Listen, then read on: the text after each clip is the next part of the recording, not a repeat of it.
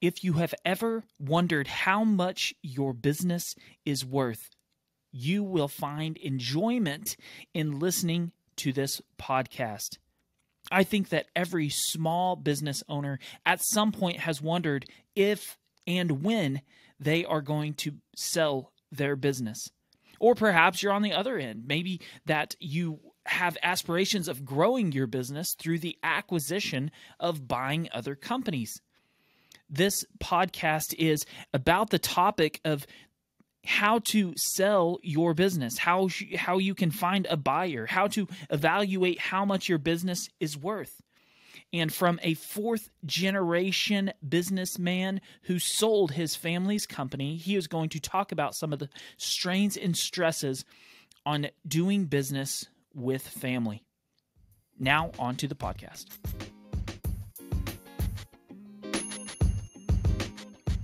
Hello and welcome to the Better Business Podcast, the podcast that helps you improve your family-owned retail business. My name is Steve Cook. I'm a third-generation business owner, and with the things I've learned and talk about on this show, I've taken my family's retail business to over $10 million in sales. Now let's get to the show.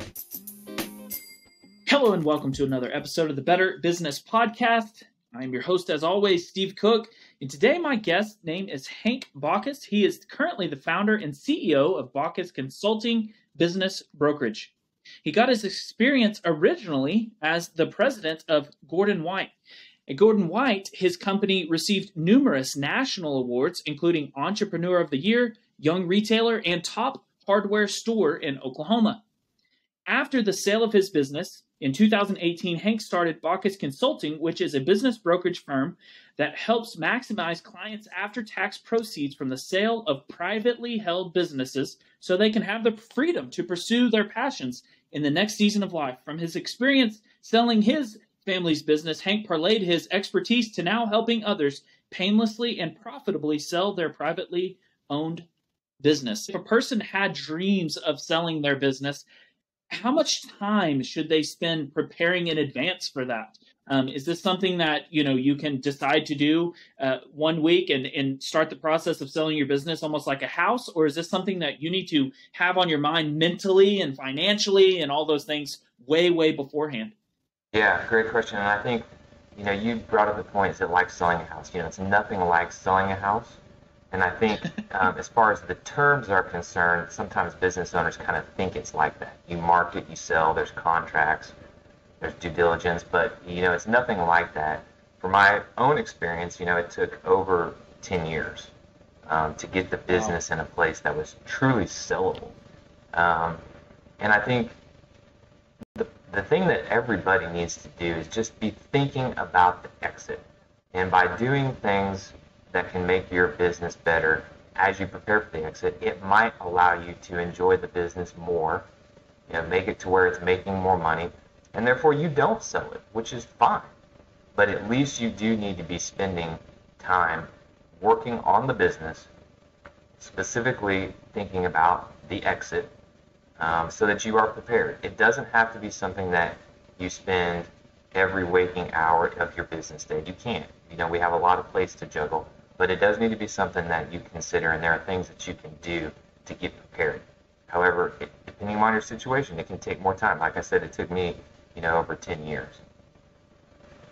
So walk me through, I think, in your example especially, that the process of you selling your family's business, kind of walk me through the process of what was going on, the situation that you were in, and how you took the business that you were in and actually ended up selling it. Sure. So, my family's business, I was the fourth generation owner. So my great-grandfather started the business in 1927.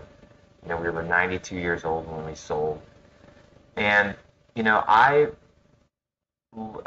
didn't know anything about running a business. I went to college. I went and worked for another company for a year, and then my dad said, hey, why don't you come back and work in the business? And so he did. He said, you got to go work for somebody else within the industry.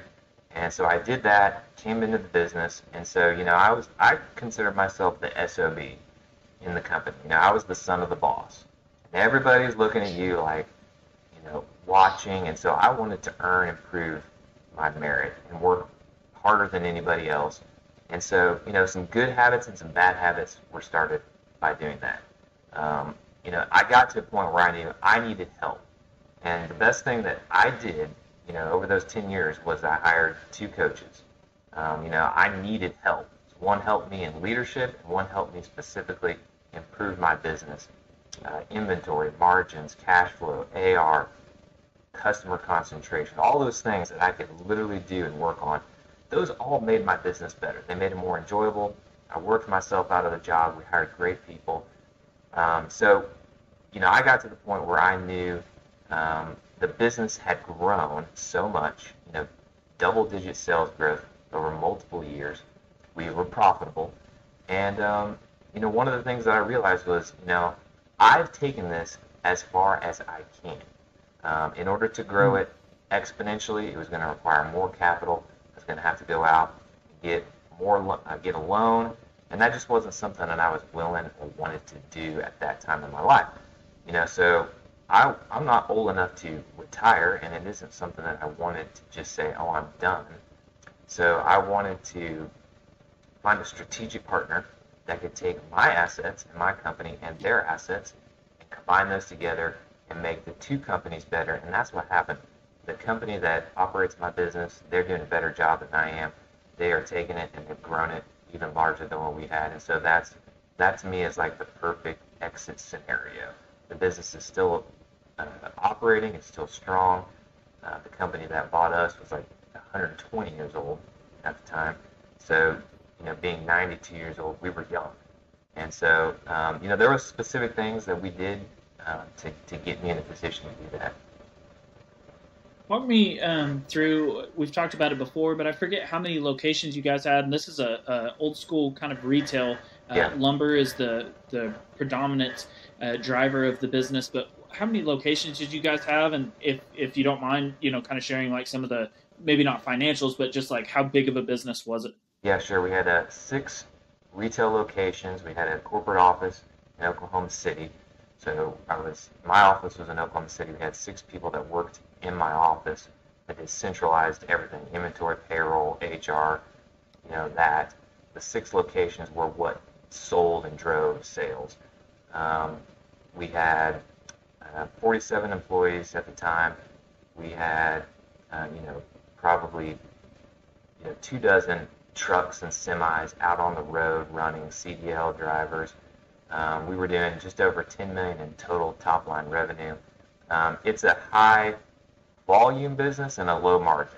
So, it's a commodity product that you sell.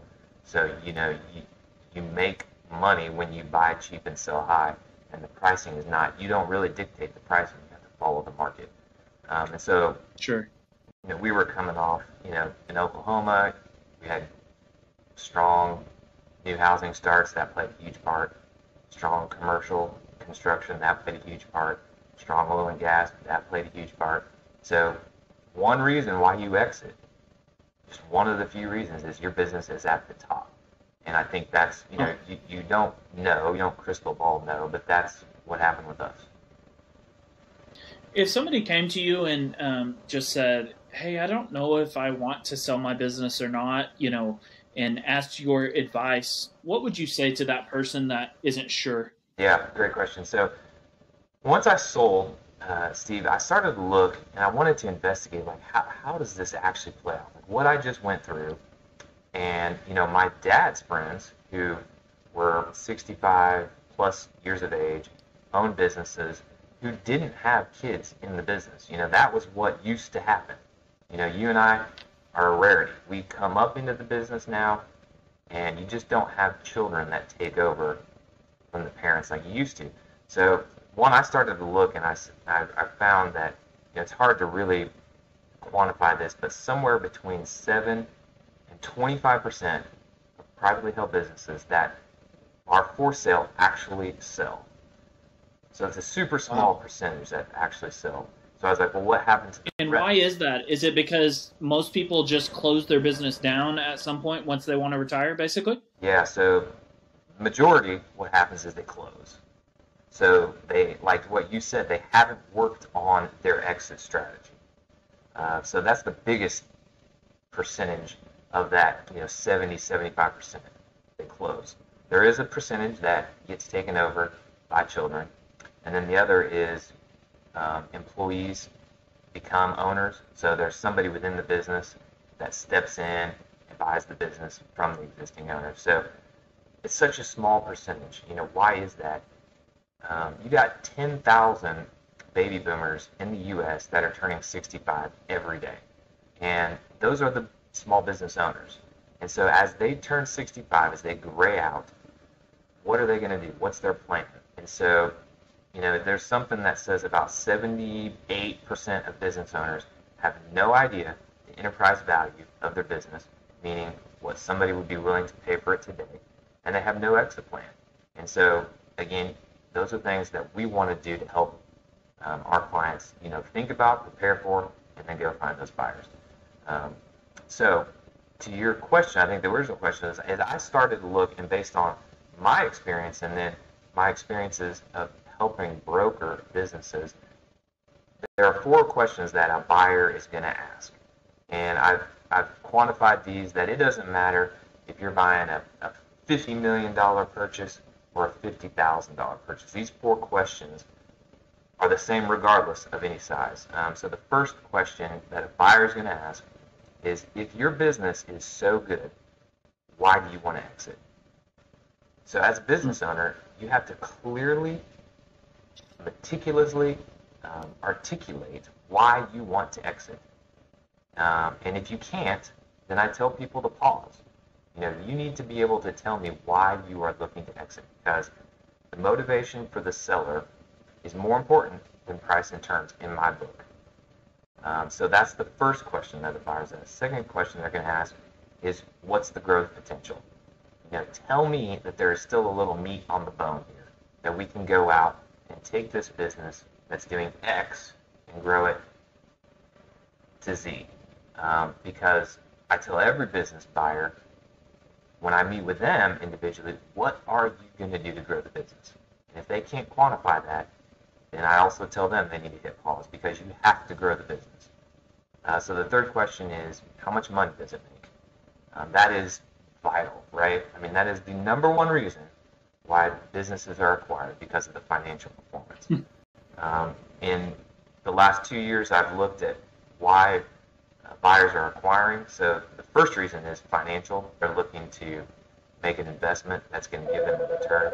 The second is, excuse me, sorry about that. The second is, oh, you're good. We're running everyday life here. So. Customer, the employee acquisitions.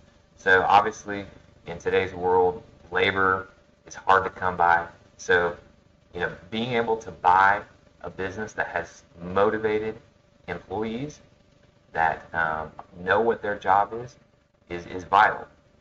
So that was the third question: how much money does it make? And the last question is, how in the heck did you come up with the price? I have helped business owners who have tried to sell their business on their own, and it's gone unsuccessful. And as I talk through, tell me about the process. What happened? Why did it fail? Most of the time, the business owner would have somebody who's expressed some interest, and they've said, we all know these guys that say, hey, when you want to sell your business, give me a call. Well, the person gets to be either the age where they're tired and they say, hey, I'm ready to sell, so they give the guy a call. And then it just stops, because the business owner says, well, what do you think it's worth? And so, what would you be willing to offer? Yeah, what's it worth? And so now they throw it in the buyer's plate and say, you tell me, and that's just not what needs to happen. I believe that you need to go through a full evaluation process, deep dive into the financials, and have a pinpoint laser price of what a business is worth, so that you can then go in and justify that to buyers. So those are the 4 questions. So before we even continue on this conversation, though, those small percentage of businesses that actually sell, is there even a larger percentage that want to sell but they can't find a buyer? How do you find a buyer for your business? Yeah, absolutely. absolutely they want to sell, but they're not able to. So again, in my research of looking into what is happening, what I was reading on the internet, seeing on TV, wasn't what I was researching. So, what you see on the internet is, and you read in the papers and the business journals is, X number of companies being acquired, businesses sold for 10 times revenue, all these Watch huge one numbers. episode of Shark Tank and you see your business is probably worth $10 million. That's right. And I was, I'm seeing Shark Tank, and I'm seeing these things, and I'm like, but this isn't reality. This isn't what I'm seeing in the privately held world. And so it wasn't matching up. And so, in research, 50% of deals under contract don't close for Wow. any number of reasons. So those business owners that want to sell, that can't, if you don't have multiple buyers looking at your business, then you don't have a real business for sale. The meaning is, if you're trying to do this on your own as the business owner, running and operating your business, taking care of employees, managing inventory, managing cash, paying bills, and trying to sell the business, those are two full-time jobs. Two full-time jobs. And then going out and trying to find buyers, you have to have multiple buyers looking at the business, to create that competitive advantage so that you can pick the right one. This is emotional. There's an emotional aspect that you have to take into consideration when you're doing this. And you have to like the person that's buying your business because you're going to work with them. You referred back to the house. It isn't like selling a house. You don't hand the keys to your house and walk away and you're done. You're going to be there to help them through the process and make sure they're successful. So you got to like the person. You got to like them. You got to work with them. You got to be able to sit across the table with them, and it has to be win-win-win. Win for the seller, win for the buyer, and win for all the other stakeholders that are involved. Those being the banks, the CPAs, the broker, the families. It has to be win. It cannot be one-sided in any way, Steve. So this is I think if anyone sees the title to this episode and clicks on it, they have this burning question in their mind. And I think it's the question that everyone would have listening to this is, how much is my business worth? Do you have an easy way for someone to, on the front end of perhaps somebody calls your office and says, hey, I would be willing to sell my business if it was worth this much, but if it's not, I'd rather just keep it. Is there an easy way for someone to kind of take a look at their business and evaluate it? Yeah, so is there an easy way? No, and the only reason I say that is because, Steve, we've worked with businesses within the same industry, but we all know that there are no two businesses that are exactly alike. They're all different. We all have their own way of doing things, different systems and procedures, and that all matters. So what do you do when you do an evaluation? So the hardest thing that I have to overcome in talking with business owners is the overvaluation by the owner of their business. That's the hardest thing. And that's hard because as a business owner, there is blood, sweat, and tears that you put into it, let alone resources and capital and money. And where do they get the valuation from? Is it just a Google, like I Googled how much is my business worth and this is what it said, 10 times EBITDA or whatever, and right. Here we go. I was speaking at a business networking group, and I said, what are the typical multiples that you're hearing businesses are sold for? And this person raised his hand, and I said, somewhere between 5 and 12 times. And I was like, 5 and 12 times what? Is it times revenue? Is it times net profit? Is it times EBITDA? Is it times seller discretionary earning? And so there are no two businesses that are the same, but to get to the valuation, you got to understand that buyers don't pay for potential. So it's all based upon the past financial performance and that continuing on into the future. I use a simple example, Stephen. I think this probably is the best way to describe it. And, I've got 4 kids, so I keep it simple. I have a picture that represents your company. And in that picture is sales, and out of it comes profit, what's left. And that pitcher has to fill up 3 waterfall cups. Big, middle, little, okay?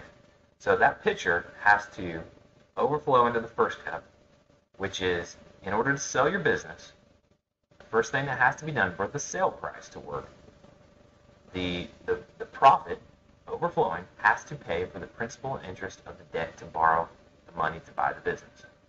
So, use a hypothetical example. The company has 100,000 K coming out of the business and going into bucket 1, which is principal and interest to buy the business. If that is over 100K per year in cash flow to pay for the principal and interest, it's not going to work. It's not going to go to water flow 2 or 3. So you just stop right there.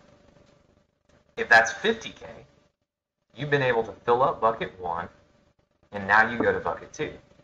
So bucket cut waterfall 2 is it has to produce a living wage for the owner to put food on the table. So if you are buying a job, which happens a lot in small businesses, so you're exchanging your time for a salary, and let's say the bank looks at it and you're only going to make $30,000 a year or $25,000 after it goes into bucket 1, it goes into bucket 2. The bank's not going to want to lend that because you've got to put food on the table. Now that number can be different for all buyers. It can be 50,000, it could be 2 million, but it has to produce the money for the living wage for the owner.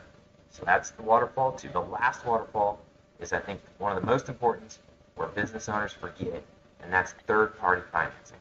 So you've got to go into 1, you've got to go into 2, you've got to go into number 3, which it has to produce a cash-on-cash return that is equivalent or greater than the risk of the business for the bank to lend you money. So business is highly risky. If you are doing a restaurant, that might be 50% cash-on-cash return. If it's something that's more static and you have a predictable cash flow year over year and good sales growth, that might be 20%. But it has to produce a cash-on-cash return that's worth the risk. Those are the 1, 2, 3 things. If you can do 1, 2, 3, then you have a good sellable business. Now you get into the nuts and bolts of doing an evaluation, which we do, and that can get very detailed and finite. But I think, Steve, that's the big picture. And I think when I speak, you use a pitcher and you use the 3 cups. If you can do that, then you're on your way. That's an incredible way to look at it. And a lot of people don't think of that, especially in the business. If you own the business, you don't think about, oh, somebody else is going to either have to make a living wage or pay somebody to run this business or whatever it might be. So I do think that's a great way to look at it. And in this search, I think this is part of your job and why your company exists. But what do you find is the challenge with finding a buyer? Are there certain businesses that are easy to sell and some businesses that are very difficult to sell? I think about some of the larger businesses, even the business that you came from, a business that's doing, more than, let's say, $7 million in sales, has multiple locations. I start to look at, well, crap, that really narrows the playing field of who has the capability of having enough money or access to money to buy this business. Do you find that the larger the business is, the harder that it is to sell, or the smaller it is, the harder it is to sell? I find that the larger the business, the easier it is to sell. For a couple of reasons. One, you've got more margin. You've got more built-in sales, so that if 1 or 2 customers leave, it's not going to be the end of the world. You take a business that's doing less than $1 million in sales, they've got 30% of their total revenue tied up in 1 customer. You piss that guy off, you're in trouble. Because you have stable, predictable business, the larger businesses are easier to sell than the smaller. Makes it less risky. Yeah, it is. So I think you talked about buying. How do you find the buyers?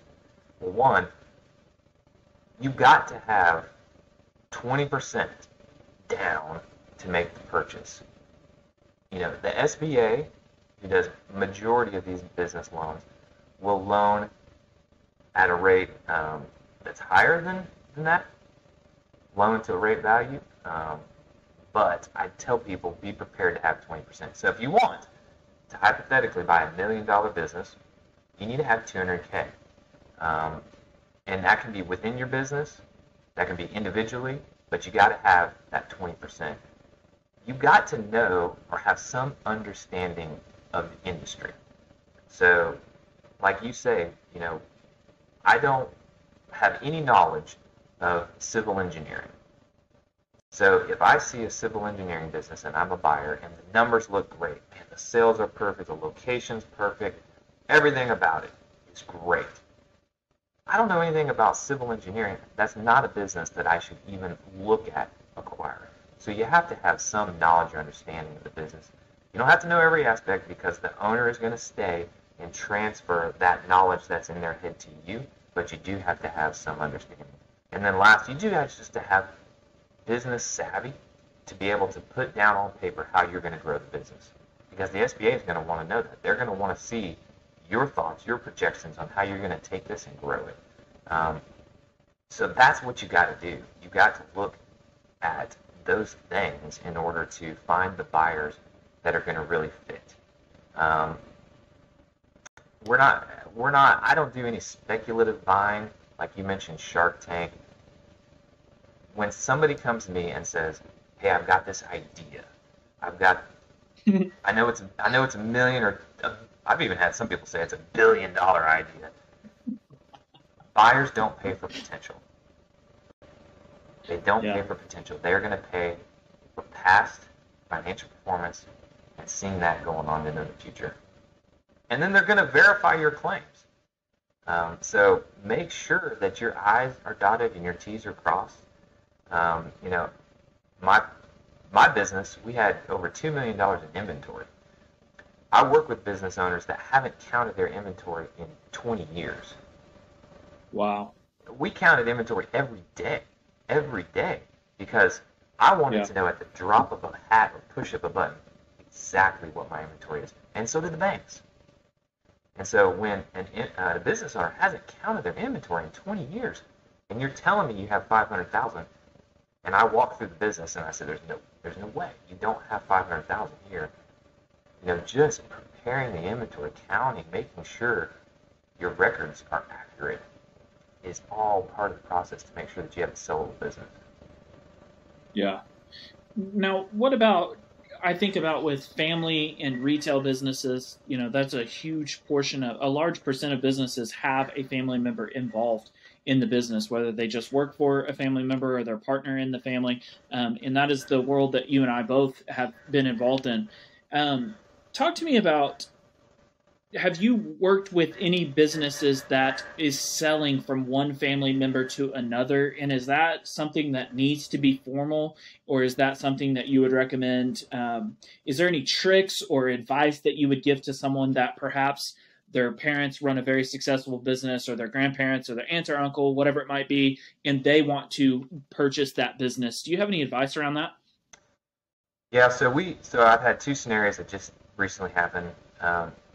One, a business owner who had a child in the business, an older child, in their mid-40s. They'd been in the business, and the business owner offered to, wanted to sell the business to their son, and the son said, "No, if you're not going to do this with me, I'm not doing it either."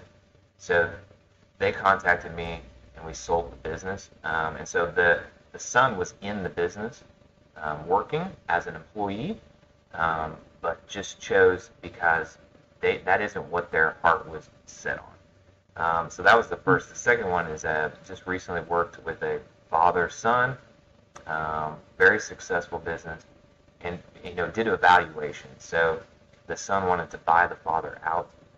So we did a business evaluation for them. They used that to go get banking, financing for the son to get a loan to basically buy the dad out. The best experience I had was working with my dad. That is far more important at the end of the day for him to be my dad than to be my business partner or the guy that I was going to buy out or the bank or whatever. So just as best you can, and I know it's difficult, is just to have those open communications of what's the business worth? What am I going to pay for it? What are the interest and terms that I'm going to pay? Buy-sell agreements. When I got into the business, what would happen if my dad got, hit by a bus crossing the street? What was going to happen? Was my mom going to get the company? Was I going to take the company? What was going to happen? Those things, they are difficult to talk about, but it is all part of that planning process. And if you have to get a mediator to sit in and do it, then I recommend it. It's hard sometimes to have conversations around money and family, but it's important. And what would you say to someone who wants to purchase a business from their family member? Perhaps they love the business, they want to work. Let's say the son that you talked about earlier, and they weren't wise enough to reach out to you, and perhaps the dad says it's, I know this business is worth $10 million, just Google it or whatever, and the son says, I can't afford that or whatever, I just imagine that happens a lot. What kind of advice would you give to that person? Is it to go through a formal business evaluation and seek outside maybe opinions? Is that probably the best advice that you could think of? Yeah, start there.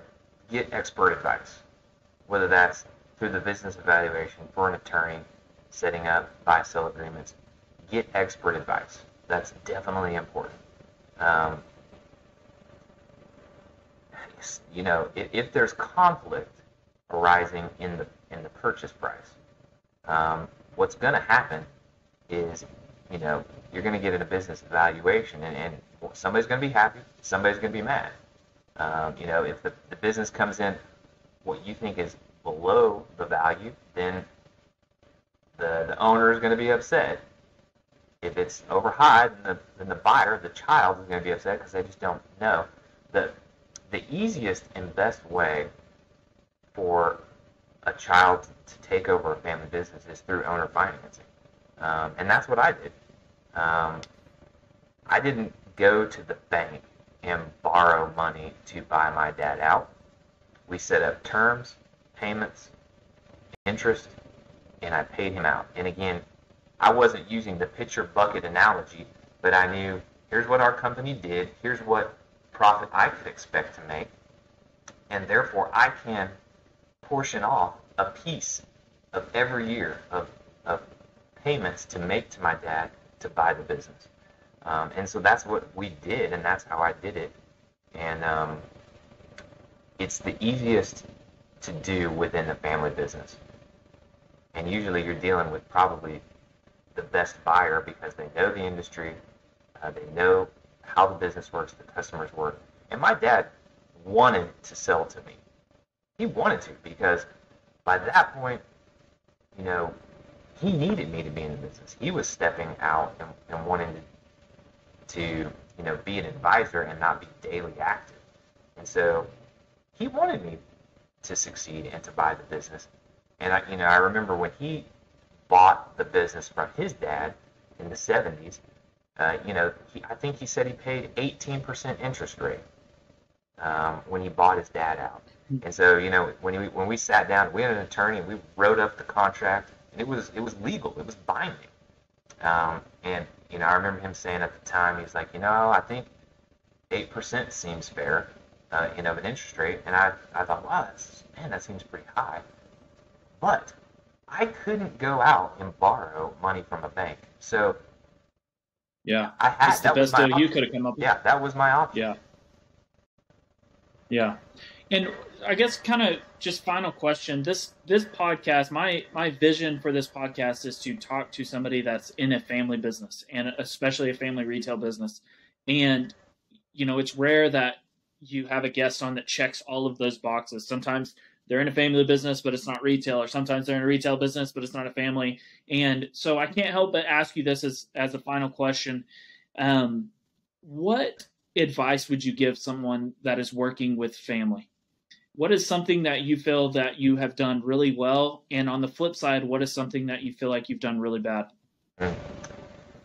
Again, I'm going to give credit not to me, but to my dad. So I'm I tend to be more type A, analytical, driven, goal-oriented, go charge the mountain and conquer. My dad was very relational, cared about people, most importantly, and so it was a fantastic marriage between the two of us. And I just got lucky. I mean, I cannot say it any other way. I got lucky to be in the situation that I was.